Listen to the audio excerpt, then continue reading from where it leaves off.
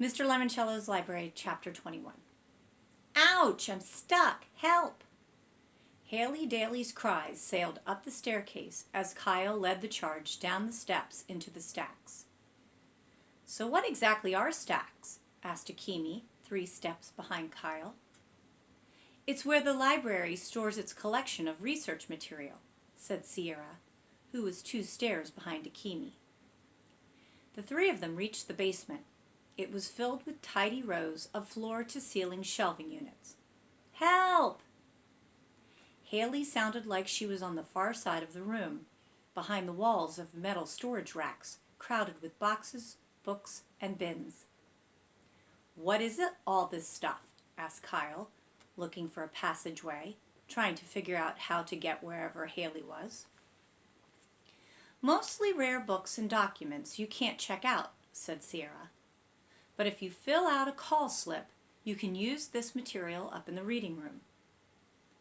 With a whir and a whoosh of its electric motor, a shiny robot, the color of a stormtrooper in Star Wars, scooted across an intersection between bookshelves.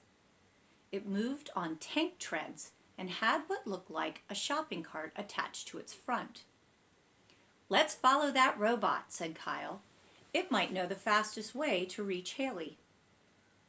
The trio dashed up a narrow pathway to where they saw the robot extending its quadruple-jointed mechanical arm to pluck a flat metal box out of a slide-in compartment. The box had been stored in a section of shelving with a flashing LCD that read, Magazines and Periodicals, 1930s. Somebody upstairs wants an old magazine, said Akemi. They're probably researching the Gold Leaf Bank building, said Sierra. I think it was built in the 1930s. Help! Screamed Haley. I'm stuck! Hang on, shouted Kyle. We're coming. Well, hurry up already. This way, said Kyle. They scampered up another aisle, turning right, and saw Haley, her hand jammed through a horizontal slot near the top of the basement wall. To reach it, she had to stand on an elevated treadmill, maybe 30 feet long. Since the thing was rolling, Haley was jogging in place so that she wouldn't fall on her face. The high-tech conveyor belt was actually a series of rollers. 10 robot carts, staggered so no 2 were directly across from each other, were lined up on either side. I think it's an automatic book sorter, said Sierra. That laser beam near Haley's ankles probably scans a book's tag and tells the conveyor belt which of the 10 sorting trays to shove it into. You guys, screamed Haley, hurry up and rescue me! Kyle stepped back, tried to assess the situation. What is that slot you're hanging onto? The bottom of the stupid book drop, said Haley, trotting on the treadmill. I saw it on the floor plan. People can walk up to it on the sidewalk and return their books, so I figured it had to lead down here. Smart move, said Kyle. You could crawl through the slot and escape.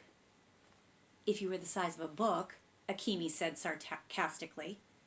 I never got that far, said Haley.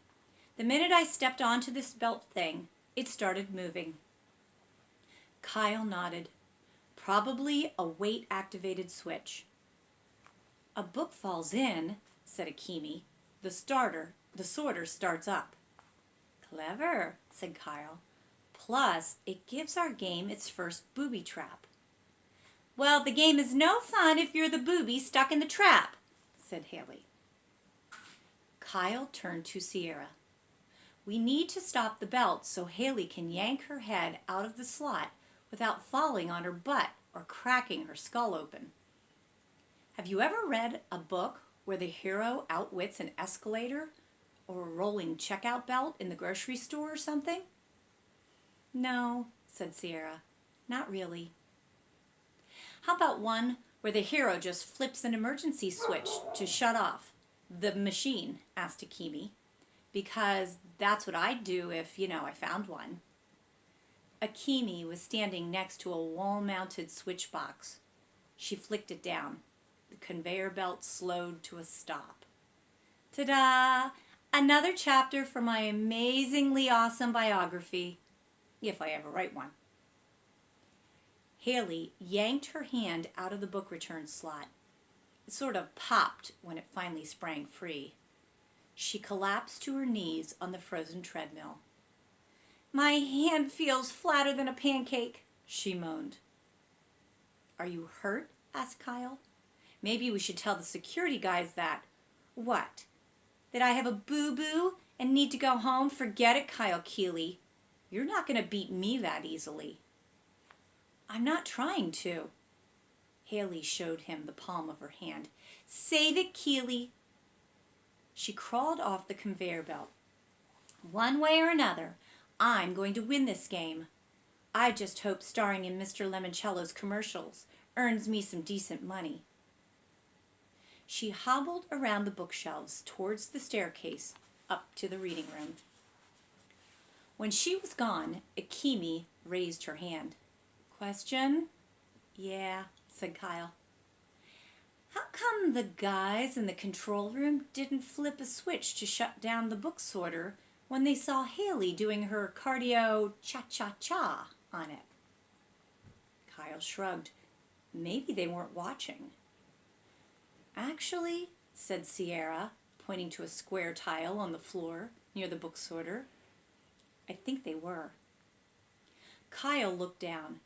The tile was glowing like one of the tablet computer screens upstairs in the rotunda. Kyle read the words zipping across the illuminated square. "Congratulations," he read out loud, "for helping Haley and being a sport. You've earned much more than a good report." The tile popped open. Inside a small compartment was a rolled-up tube of paper with a yellow card clipped to its end. Said Akimi.